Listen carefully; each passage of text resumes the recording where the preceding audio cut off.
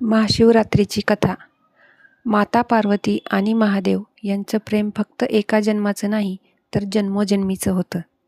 तर चला या महाशिवरात्रीच्या मुहूर्तावर माता पार्वती आणि महादेव यांच्या लग्नाची कथा ऐकूयात.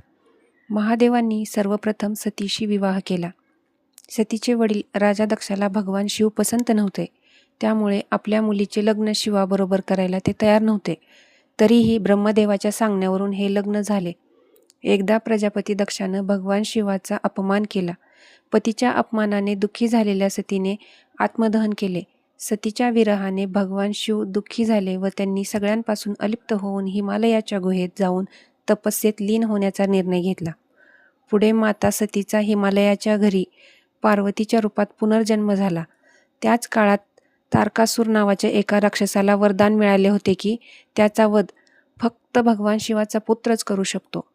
परंतु शिव तपस्येत होते, त्यामुळे उन्मत्त झालेल्या तारकासुराच्या अत्याचारांनी संपूर्ण पृथ्वीवर हाहाकार माजला. त्यामुळे सर्व देव घाबरले व देवतांनी भगवान शिवाचा पार्वतीशी विवाह घडवून आणण्याचा विचार केला.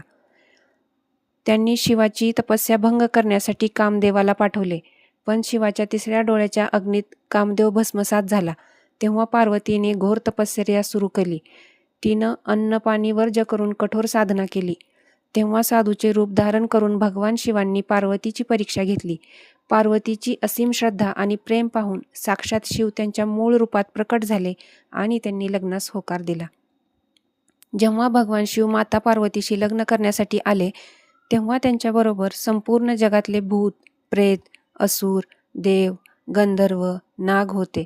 त्यांनी महादेवांना हाडांची माळ व भस्माने सुशोभित केले. ही अनोखी मिरवणूक पाहून पार्वतीची आई राणी मैना हैराण झाली. तिने आपल्या मुलीचा विवाह करण्यास नकार दिला. शिवाचं हे रूप पाहून माता पार्वतीनं त्यांना विनंती केली की त्यांनी विवाह परंपरेनुसार तयार होऊन यावे. यानंतर महादेवांनी त्यांची विनंती मान्य केली आणि ते नवरदेव होऊन तयार झाले. त्यांचे हे अनोखे सौंदर्य पाहून राणी मैना देवी चकित झाली.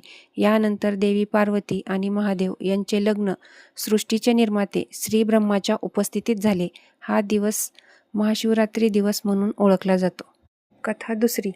एकदा भगवान विष्णू आणि ब्रह्मदेव यांच्यात सृष्टीतील कोणाचे कार्य श्रेष्ठ यावर वाद निर्माण झाला. या वादामुळे सर्व देव भयभीत झाले. तेव्हा सर्व देव कैलास पर्वतावर गेले. तिथे देवांनी महादेवांची प्रार्थना केली व त्यांना ब्रह्मदेव आणि विष्णू यांच्यातील वाद संपवून सृष्टीचे रक्षण करण्याची विनंती केली. देवतांच्या प्रार्थनेने प्रसन्न होऊन भगवान शिव वाद चालला होता त्या ठिकाणी निरांकार आणि आदी अंतरहित अशा तेजस्वी अग्निस्तंभाच्या रूपात प्रकट झाले. तो अग्निस्तंभ इतका ज्योतिर्मय होता की कोट्यावधी सूर्यांचे तेज सुद्धा त्यापुढे फिके पडावे. तो अद्भुत अग्निस्तंभ पाहून ब्रह्मदेव आणि विष्णू दोघेही स्तब्ध झाले.